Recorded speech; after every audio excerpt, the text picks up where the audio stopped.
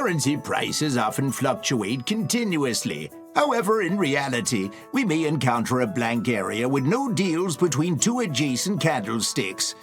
This space between the candles is the topic we are going to discuss today, gap.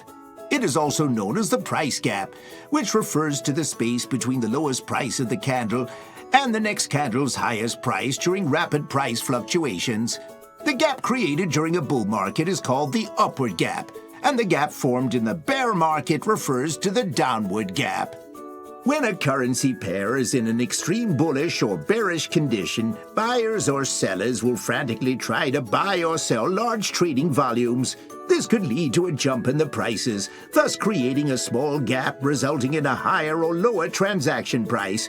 The gap often appears during bullish or bearish news, so the emergence of the price gap.